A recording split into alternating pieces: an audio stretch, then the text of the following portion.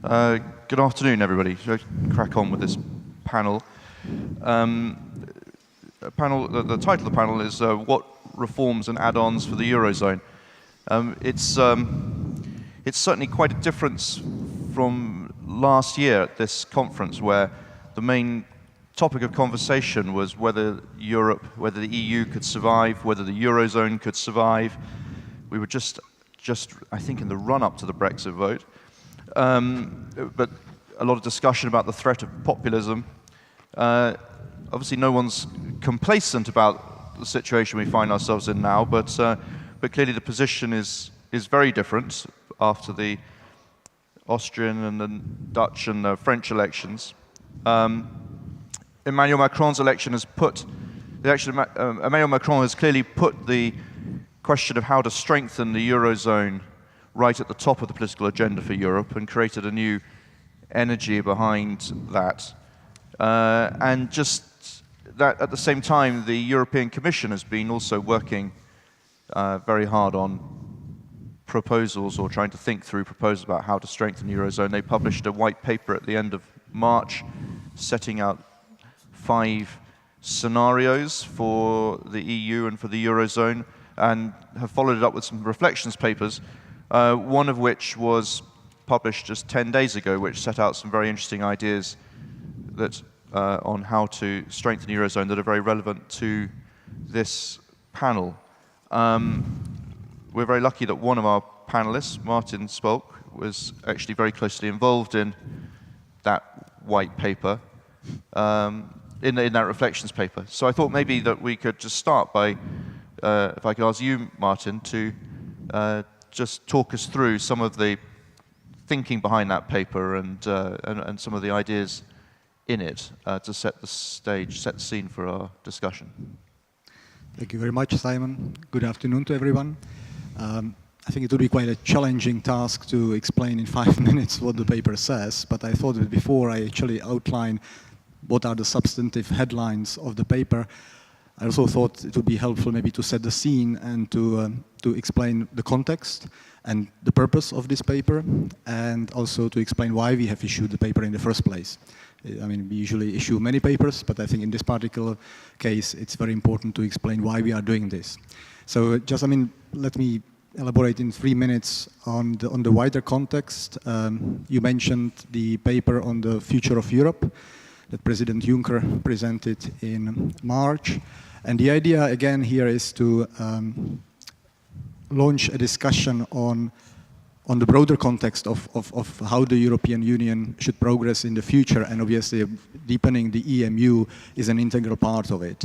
This reflection paper that we issued 10 days ago is the third one in the series. There was another one that was presented by the President Juncker last week here in Prague, and there will be another one that will be presented at the end of June on the EU finance. This paper, and I wanted to set it very clearly, is not a blueprint that already carves and sets in stone what the individual measures will be and should be. The paper is supposed to launch a discussion. It sets out a number of concrete steps that should be done before the next European Parliament elections in 2019, but at the same time it also sets out several options and ideas that should be explored before 2025. So again, I am not coming here today to impose any predetermined ideas. The purpose of the paper here in the first place is to launch a debate and to try to converge the views and to have a shared vision on where the Eurozone should go in the future. Very quickly on why we have launched this paper, I think that you would expect me to say that obviously Euro is one of the most successful project in an achievement in the European Union. It is a symbol of success of European integration. Currently, there are 340 million people using the euro. It is used in 19 member states. After the UK leaves the European Union, it will represent a economic power of 85% of the GDP of the European Union. So it's obvious that the euro is a central piece in the European architecture. Now, obviously, the crisis shook confidence in the euro quite a bit. Nevertheless, the euro survived, and despite the problems that we have seen, the euro still enjoys quite a lot of popularity among the citizens. I mean, I've been quite struck, but I'm very pleased about the fact that there are 72% of EU citizens in the Eurozone that actually have a very positive view of the euro. Now, we have done a lot together with the ECB, the Commission, the ECB, and obviously member states and the Parliament over the last 10 years to fix many shortcomings that were revealed by the crisis. But at the same time, and again, I mean, the system now is much more stable. We have really achieved a lot. Now the EU economy is growing, the Eurozone is growing. However, there are still some weaknesses, and that's exactly the purpose of the paper, not to portray everything in pink color, but also to be very honest about the structural weaknesses that we are still facing. And I would highlight four. The first one is that as a result of the crisis, there are still quite some far-reaching legacies that we are suffering from. The first one is that there are still quite huge differences in terms of economic and social developments and convergence. Second, there are still remaining sources of financial vulnerabilities. I mentioned that we have managed to fix the financial sector and strengthen the stability of the system overall, but still there are still some important links between the sovereign and bank issues. Then there is obviously a problem with the non-performing loans, and still the internal market is not functioning in the way it should. The third aspect I would mention is there is insufficient collective stabilization mechanism, whereby we have seen in the crisis that it is impossible for one member state to face a large shock. So again, this is something that we are looking at as well. And finally, we have also observed that there are some major problems with the governance of the whole architecture, transparency, and also democratic accountability in the system. So now let me go very quickly into what we have presented. There are basically three main pillars. We have structured the reflection paper into three building blocks. The first one is financial union, which is trying to achieve a stable and well-integrated financial system that would ultimately help promoting growth and jobs. The two integral parts of this financial union is the effort to complete the banking union. I'm very happy to say that the two pillars of the banking union, the single supervisory mechanisms and the single resolution mechanisms, are fully in place and are well functioning, as we have also seen in the couple of last days. I mean, in the case of Banco Popolare, that was resolved successfully without taxpayers' money. Nevertheless, there are also still some structural elements of the banking union that need to be completed. I would mention certainly the need to create a fiscal backstop for the single resolution fund, and obviously also to deal with the problems I mentioned earlier, the non-performing loans, and to fix it in a kind of structured way. When we talk about financial union, it's important to stress that further risk sharing cannot be done without risk reduction. So we also adopted a number of measures that would reduce the risk in the system, but as I mentioned, there are still some important vulnerabilities in the system. So the white paper sets out clearly what needs to be done. We are also exploring other measures beyond 2019. Most of these measures on the banking union have to be finalized by 2019. A big element in this debate is the EDIS, which is the European Deposit Insurance Scheme, which is the remaining pillar of the banking union that really needs to be put in place so that the full banking union is functioning well. We are now currently negotiating this with the member states and the parliament, but we need to really make progress on that. Beyond 2019, we need to also tackle the treatment of sovereign exposures. Currently, sovereign debt is treated as risk-free. Well, we might need to look at that as well, whether this is appropriate. So this is one of the actions that we are putting forward after 2019. A second element, and I will try to be very quick, of the financial union is the capital markets union. Last week, again, we have set out a number of concrete measures, and I don't have any time to explain what these measures are, how to deepen the integration of the capital markets, which is obviously an essential element to make sure that there are alternative sources of financing than banks financing in Europe. So that's why we would reinforce the absorbing shock capacity in the EU. And again, this process is a long-term process, so it's spanning beyond 2019. The last two elements beyond financial union is also economic and fiscal union. We might come back. Should we come back to those last two elements? I think that there's quite a lot of ground we've got through there. And I want to bring some of the other panelists in, but let's come back to the bit in a minute. But can I ask? You mentioned quite an issue around financial union and banking union in particular. And there are bits of that to go. I'm interested to ask the governor of the Czech National Bank, Jiří Rusnok, to maybe to give your thoughts on the banking piece, on the banking union. As Martin mentioned, we've seen a Spanish bank having to be resolved this week or sold to Santander this week. We've still got problems in the Italian banking system. Do you agree that the banking union is working well, and what do you see any chance of? Do you think it's realistic to actually create these final pillars of the banking union, the common deposit scheme? Do you think? Do you see that actually coming? First of all, thank you very much for invite me here. It's not easy question. I think nobody can seriously say this answer in easy way. In fact, I wouldn't so much share the picture, which was really quite optimistic. It was described by my previous speaker. It seems to me in fact it's more or less similar what we assess, but still the banking union, there is a far way to complete, in my opinion. These things which are still missing, as it was mentioned, this basically finance backstop for a resolution fund, or this EDIS.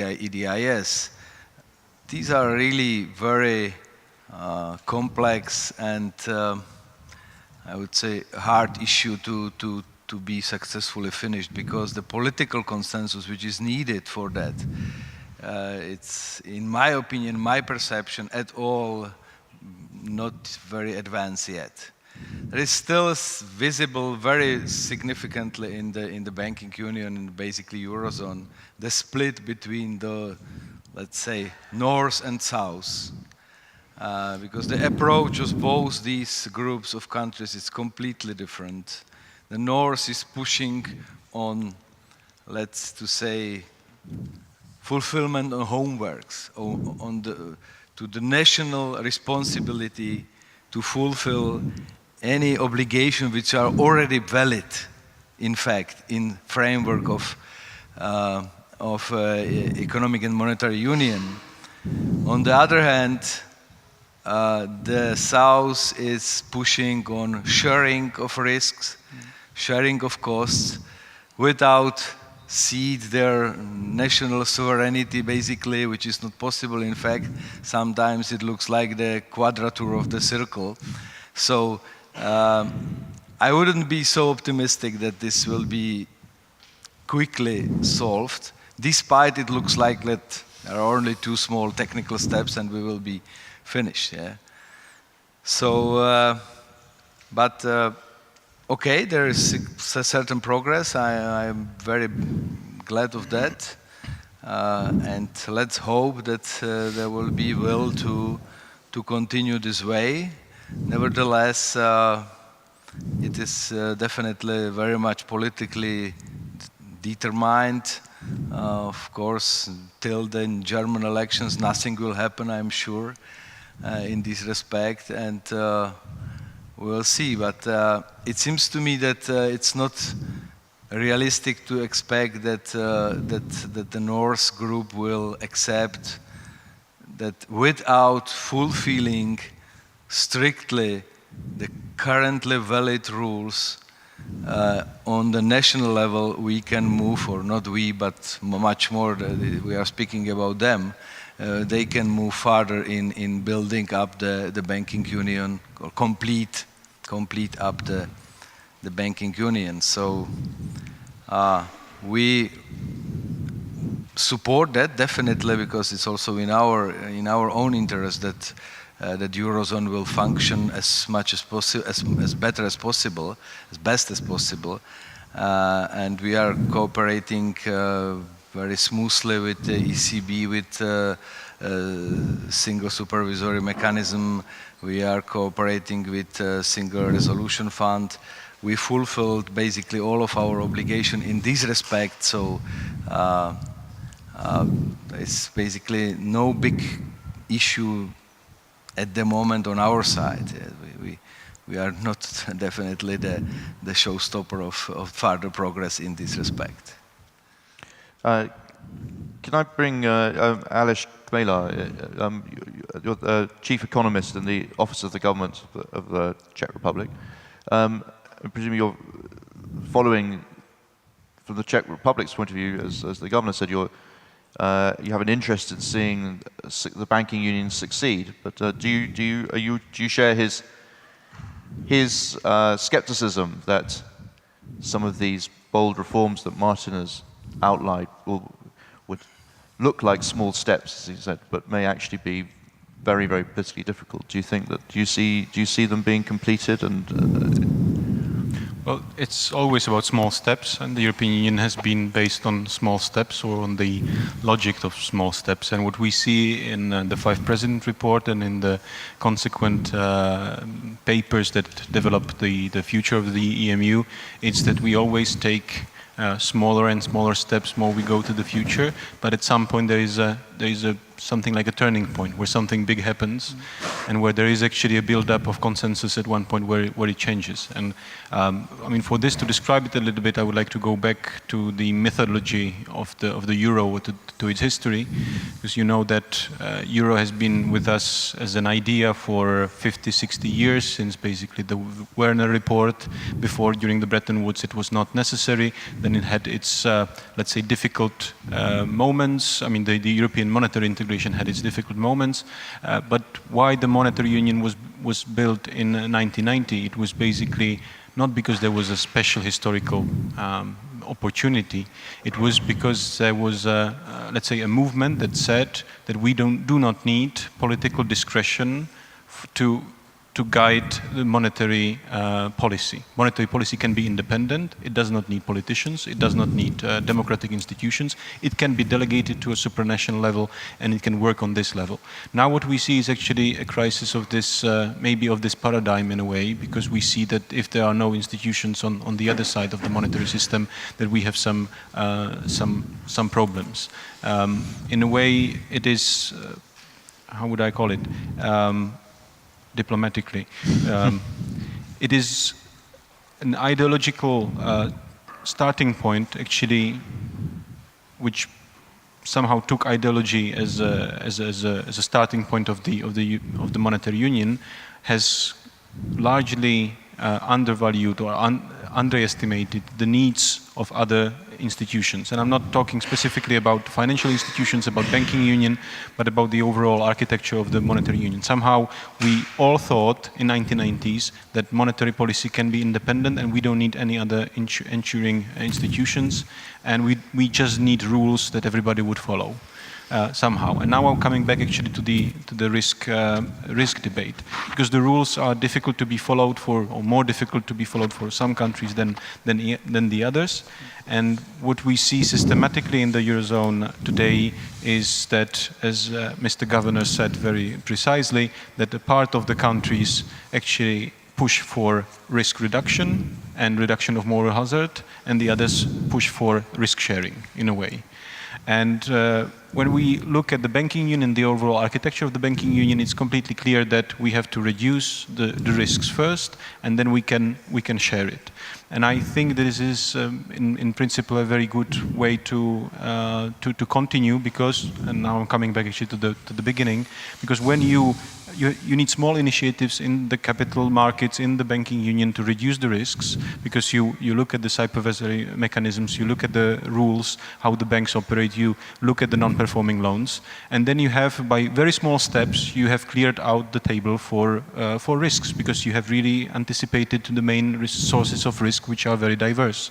And at one point, it can open you the perspective of, now the rude word, of risk sharing, not just in banking union, but maybe also in some kind of transfers within the Eurozone, and which can be a game changer. It can be a big step, but you need all these small initiatives that somehow patch the loopholes in the risk market or in the distribution of risk, so that you can actually continue in this.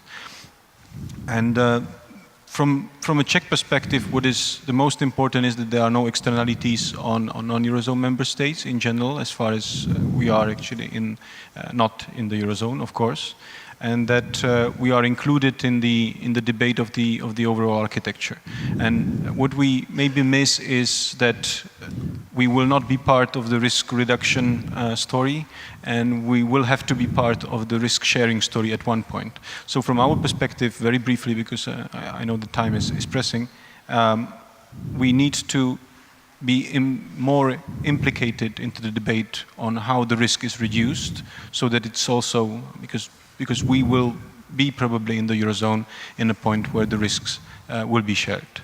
So this is a general point of the Czech position, or overall of the non-Eurozone countries, which I can develop further, but hopefully it has connected well with the rest of the debate. Yes, I mean, of course, there's an issue, isn't there, which is that that some risk reduction can't really be done unless you are sharing them. The biggest risks of all are the concentrations of national government bonds in bank balance sheets, and that it's very hard to spread those risks without some mechanism to, at the same time, share them or a common treatment of them. But anyway, can I bring Petr Zahradník in? You're both an economist, European Economic and Social Committee, but also chief economist of a savings. Not chief economist, just a part of the analytical team. Okay, but also in the savings bank. Exactly. So maybe you could give your perspective on that.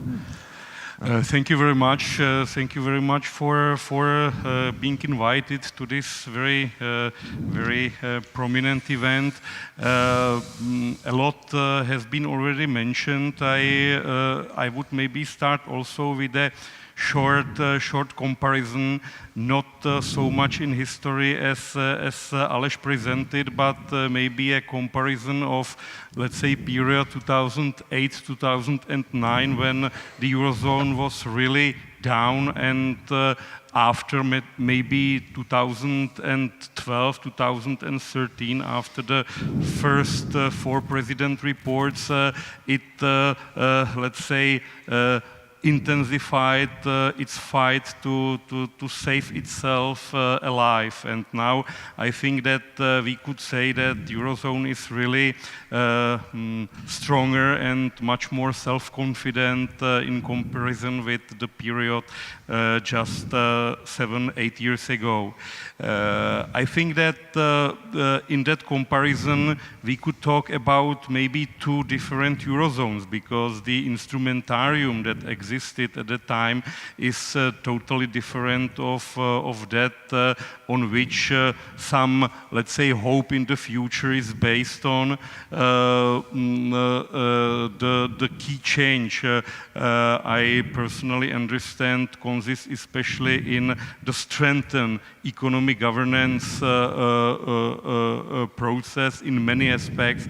The new system of surveillance over the budgetary and economic policies simply became reality. I'm convinced that this system is dominantly, I would say, constructed for the Eurozone countries, despite the fact that also on let's say, voluntary basis, some non-Eurozone countries could participate, but I personally understand that as the difference between first and second class ticket, and we could see now that some other issues are gradually, as Aleš mentioned, step by step, included into the Eurozone environment. I'm talking, for example, about the fiscal aspect or fiscal things.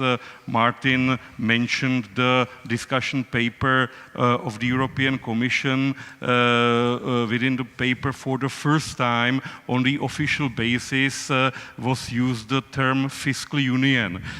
This term was debated before rather on the academic and think tank basis, but in the, let's say, high-level policy paper is for the first time, and I think it's a signal of something. It's a signal of the effort of, I would say, fiscalization of the Eurozone. After Brexit, the Eurozone will represent something like 87, perhaps 88% of the European Union GDP. And it's also reflected in the paper that there is a visible effort to strengthen the institutionalization or strengthen institutions of the Eurozone.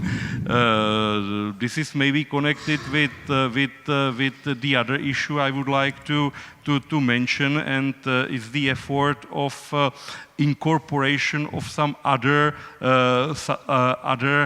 policy areas into the European semester paradigm. I'm talking, for example, about the social aspect within another white paper on social area. It's quite visibly written that Eurozone countries could accelerate their cooperation also on the level of social policy. I indicate the same effort in other key areas, like, for example, energy union, governance, etc. And I think that really the time when the Eurozone will, I would say, more visibly divided from the rest of the European Union, it's simply coming. I wouldn't like at that point mention and develop any very substantial issue that was also mentioned before, which is responsibility. Not only the responsibility of the successful part, but in my opinion, especially the responsibility of free riders that undoubtedly still exist in this environment. And maybe last point, I think that, for example, the Czech Republic could or would be able to utilize its very good economic performance right now in, I would say, negotiation, or in the ability to negotiate very, I would say, favorable conditions for the entrance into the Eurozone in a, let's say, foreseeable future. I don't have a black and white view on this topic. I can imagine that we are able to survive next 20, 30 years outside the Eurozone, but on the other hand, I think that we have, let's say, naturally adequate conditions to start at least this debate. Thank you very much. Thank you very much indeed for starting that debate, which was exactly the debate that I was hoping we'd move on to. I particularly, well, I'd like to come back to the governor on this one. I mean, particularly we're talking about banking union. I mean, obviously Petra's mentioned and talked about whether the Czech Republic should join the Eurozone as a whole, but there is just a, as a first step, there is the banking union. There's no reason why a non-Euro country shouldn't be in the banking union. When you're looking at the proposals or the development of the banking union, do you think, is there any reason why, from your perspective, why the Czech Republic shouldn't join the banking union? What would the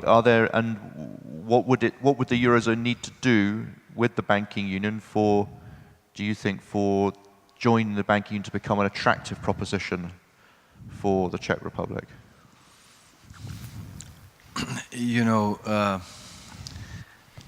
In my opinion, there is at all almost no value added to join the banking union before you will be the member of Eurozone.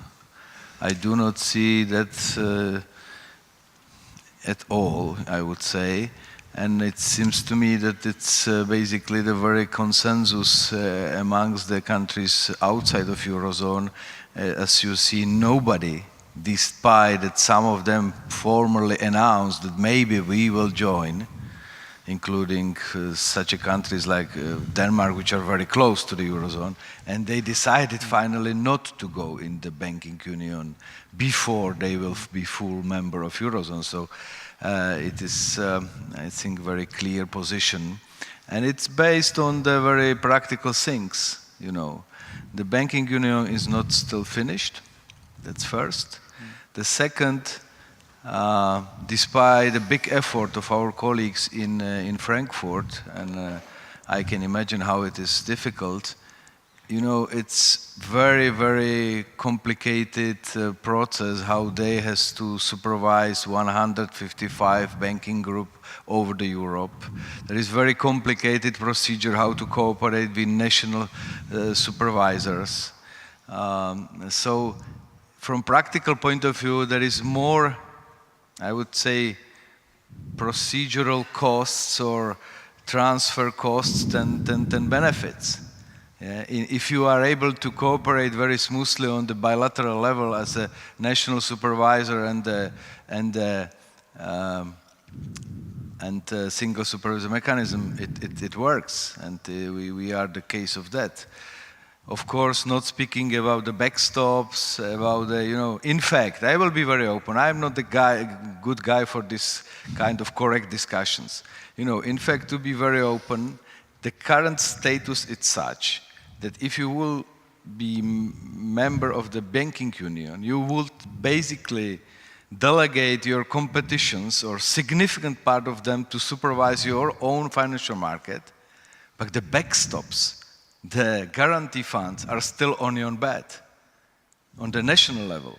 There is no fund created, definitely not enough big funds so far at least, to cover potential risk which you are running in financial markets. So at the moment it doesn't make sense, and therefore this is the answer is why nobody is now asking for that. Despite of some countries, I would even expect that because they are in completely different positions than we are regarding the financial market and financial sector, mainly banking sector. So that would be my opinion. So, and of course, one of the issues that underpins the financial union that Martin talked about, the banking union and the capital markets, a common thread to that is that financial risks are not just necessarily the underwriting risk of a loan or of a bond, but also can be deeply embedded in a country's tax systems and in its insolvency regimes. And Martin and Aleš, maybe I'm interested in your perspectives on this, but do you see any appetite really or realistic prospect of EU countries, because this would be a 27 issue, not just for the Eurozone, of being willing to really harmonize their insolvency regimes, their tax regimes in a way that could really enable this kind of risk sharing to take place? If either of you want to have some thoughts on that? Well, this is certainly part of the Capital Markets Union, to which the Commission is committed, and we see not only the Commission, but this also depends on member states and the willingness of member states to actually adapt their insolvency laws. So again, we are very hopeful that all these initiatives that we set out in our paper last week that we published on the further steps that need to be taken in the context of the Capital Markets Union will be taken, and will be taken in the next 2-3 years. I mean, again, the target that we are setting for ourselves is that we would finalize the Capital Markets Union initiatives by 2019 and then implement those actions from 2019 to 2025. I think that I should say here as well, I mean, in the context of the debate, especially when we are discussing these issues in Prague, is that one important principle that the Commission sets out very clearly is openness. Whatever we do for the Eurozone, and there will be obviously a huge effort to integrate the Eurozone further, we still need to preserve the single market. So whatever happens, we need to still make sure that the single market and the integrity of the single market is preserved. Why I mention this?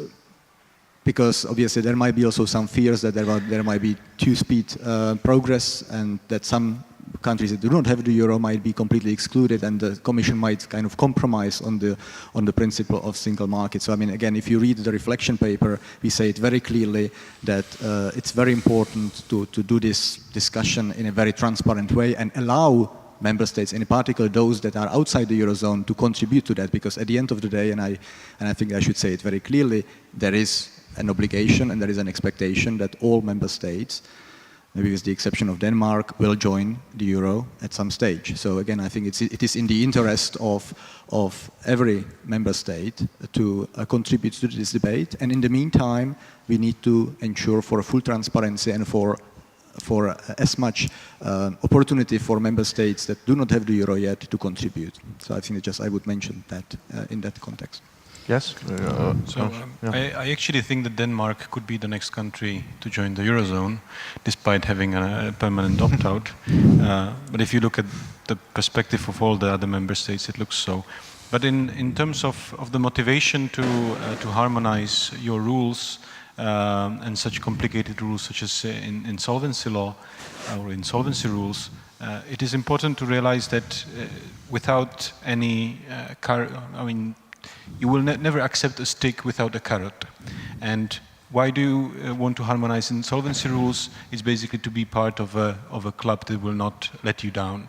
And if you're not part of the banking union, if you're not in the Eurozone and yet in the banking union, you will not have access to the backstop, to the ESM or to other mechanisms, which could motivate you as the carrot actually to be part of the system. And therefore your motivation to accept the stick, to accept harmonization of let's say, politically salient rules, it can be very reduced. And this is one of the reasons why the Czech Republic or other member states have not yet joined the banking union, despite the possibility of this, because we will be joining with the stick, but with a potential carrot in the future.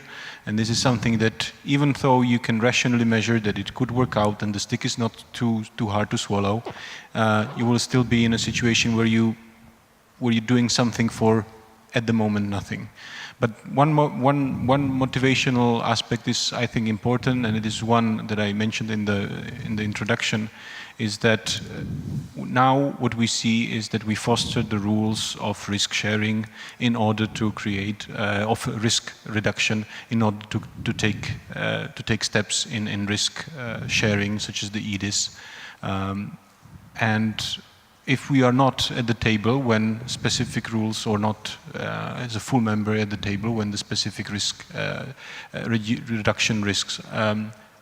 reduction rules are applied or accepted, we might be actually in a moment where we enter the Eurozone very much surprised that these rules do not follow our interests. Therefore, I do think that there is still a motivation to be in the banking union, to be actually part of the debate on the risk reduction. And it is similar with the overall deepening of the EMU.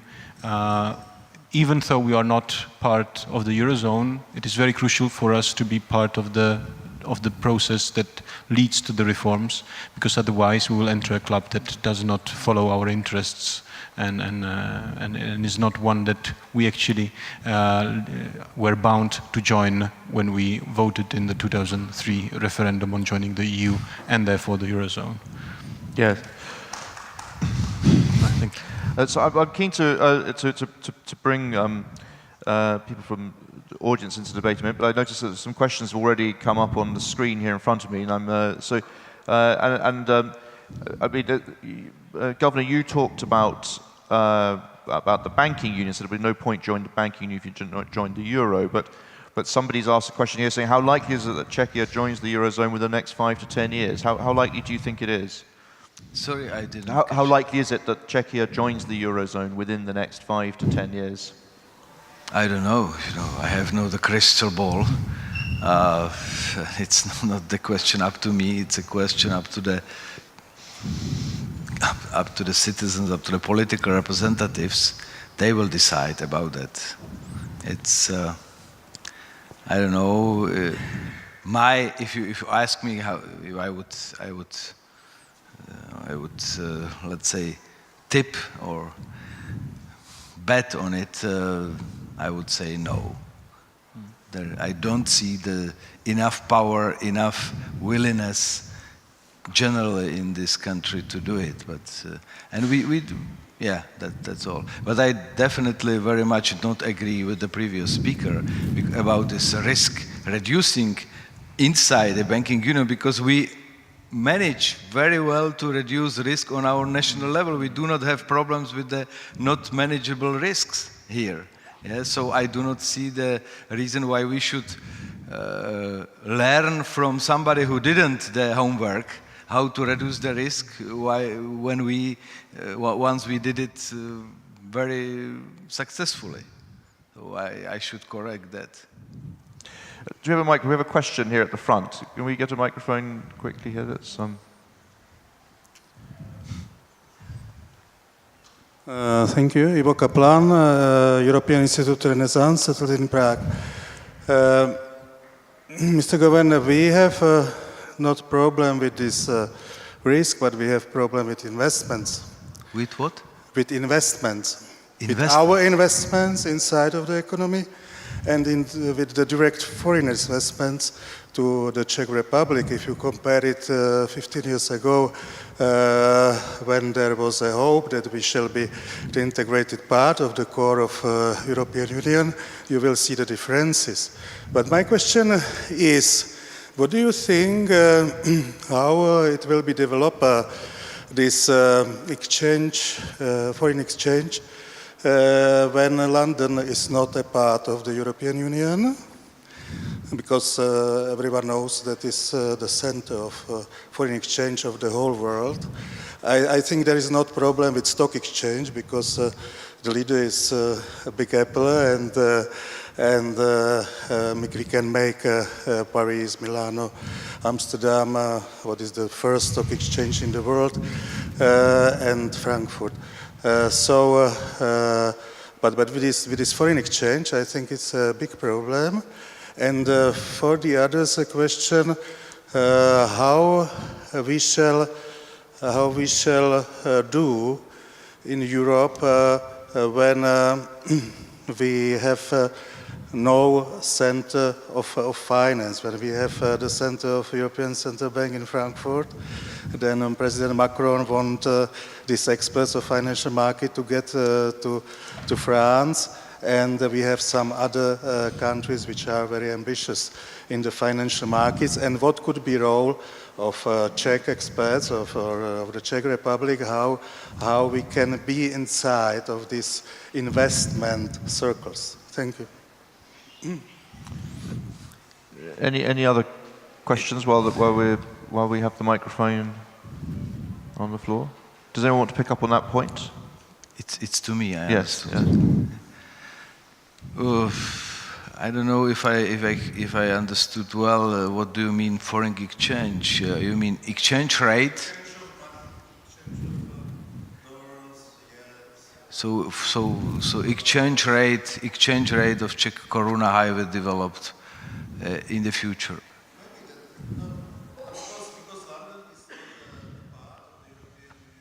So you mean stock exchange? You mean the market? Foreign exchange. The foreign exchange market, I think. Is the Yeah. Foreign exchange market. Yeah. Okay.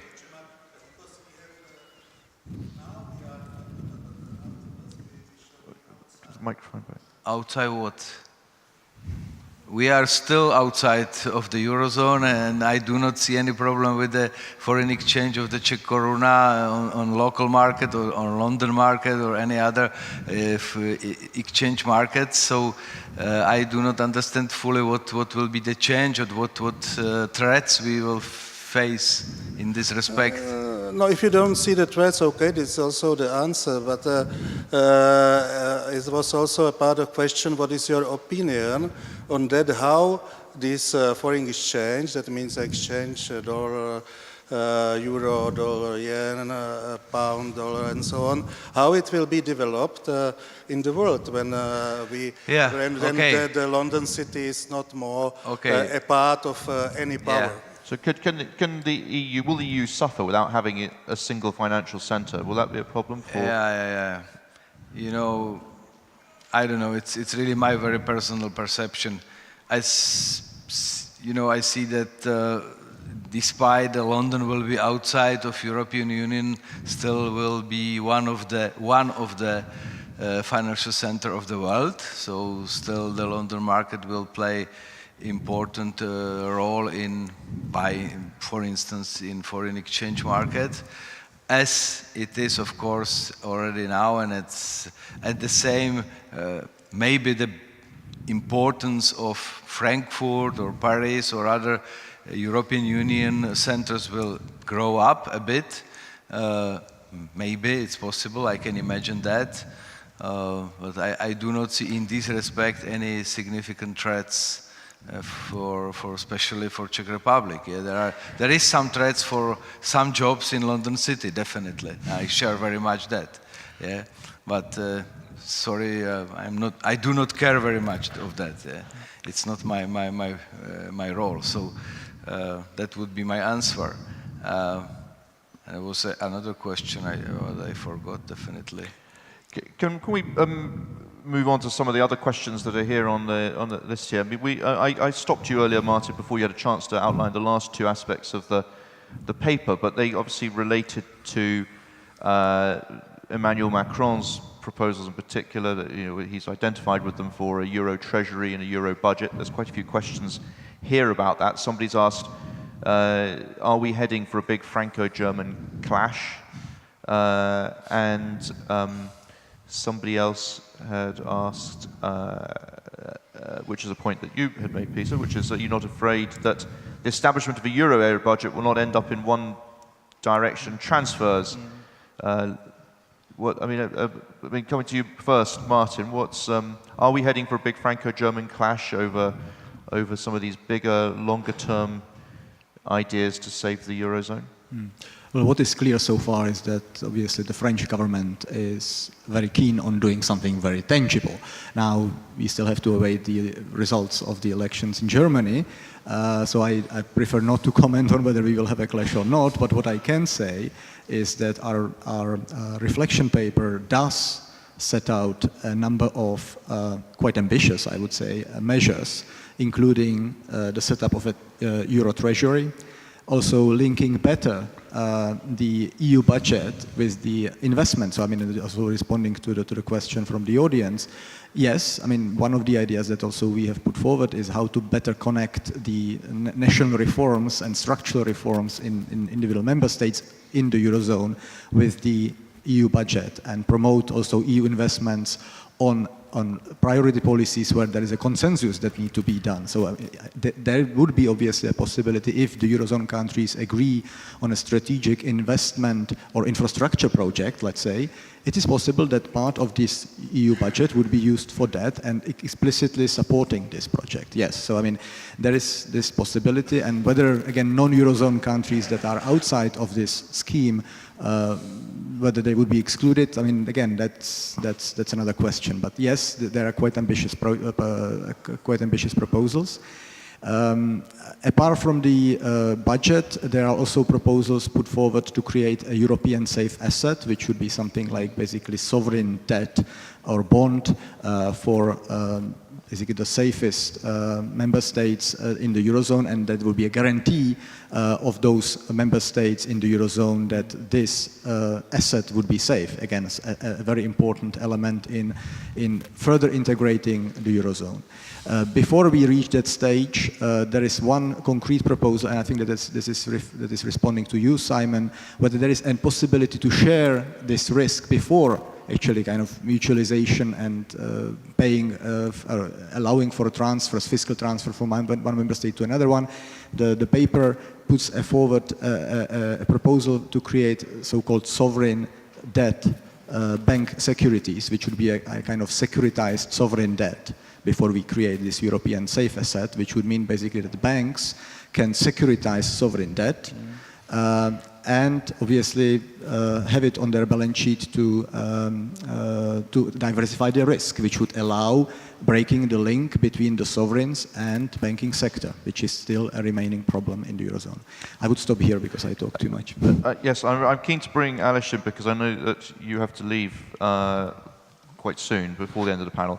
But I did want to bring you in because, I mean, the question asked about a Franco-German clash, but I'm interested in whether there might be a Euro area, non-Euro area clash when some of these proposals start being discussed. I mean, are you worried about for the prospect of the Czech Republic becoming, having a sort of second-tier status or activity moving to the Eurozone and leaving budgets and decisions and wider decisions for the EU as a whole being taken by the Euro area, leaving the Czech Republic out of the room for those decisions? Is that something that concerns you as this process, as this debate starts to pick up? Well, of course it does. I think in this process, actually, the priority number one almost of the Czech Republic is to keep the integrity of the EU 27, well, 27 in the near future.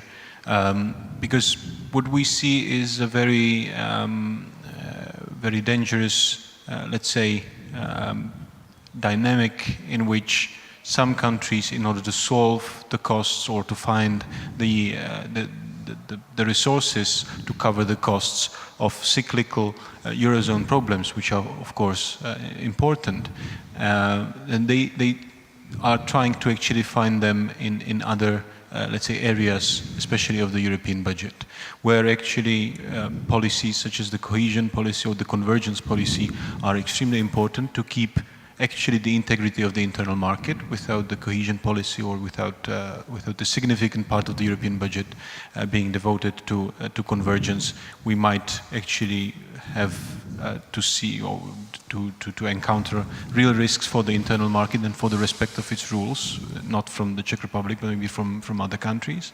And in this respect, if this initiative in terms of creating, especially not maybe sovereign, common sovereign bonds or eurobonds, or not even maybe creating a euro treasury, but for sure creating a separate fund that would be somehow related to the Eurozone budget, and that would take part of the Eurozone budget that is spent on the current priorities in a different direction. That would be, of course, dangerous for the non-Eurozone country, especially the new member states.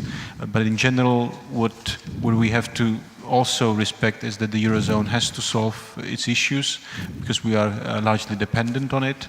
We have a large FDI inflow from the Eurozone. We have a large, 80% of our exports basically go to the EU and the Eurozone. So we have to find the right balance between letting the Eurozone reform itself and not endangering the integrity of the EU and of the internal market. It is a very difficult task to be honest, but I think that the right balance can be found. And just very shortly on the conflict or on the potential clash between France and Germany, well, this is something that I talked about in early 1990s. There was this potential clash between Mitterrand and Kohl in this time, but what we saw is that the political, let's say, legitimacy of the ideology that you can actually not reduce the risk, but you can omit the risks by creating this independent central bank that will not be influenced by political meddling, has convinced the Germans that they can actually go into the game, and even though it might be misguided. And today we have this maybe new ideology, I'm not saying that it's not true, that we can reduce the moral hazard to zero, and then we can actually share the risk. I mean, moral hazard will never be at zero. It can be reduced to a reasonable extent, but I think that this can convince politically and logically and and maybe even, in fact, it can be so that the next steps can be taken, and that, for example, the common bond can be issued and the euro treasury can be created. What exactly this will create, what kind of pressure it will create on Central European countries, that's of course a question, but we are more concerned with like proper funds and proper budgetary means that could endanger other priorities of the European Union. And Peter, you sort of kicked off this debate about whether the Czech Republic should be in the euro area or not. I mean, is there any way of avoiding the kind of tensions that Aleš is talking about without being in the euro area? Well, I think that behind this idea, it's really very, I would say, rational background.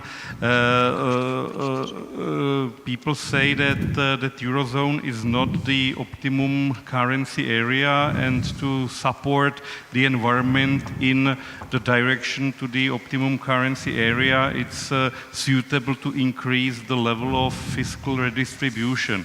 Maybe a few figures. Currently, the European Union budget represents something like 1% of EU 28 GDP. It's always or frequently compared with the federal budget of the United States that represents something 24-25% of American GDP. And currently, of course, there are no ambitions to increase the volume of the EU budget or the potential euro area budget to the American levels. Very, I would say, unofficially, it's talked about the ratio somewhere up to maybe 5-6%, certainly not more.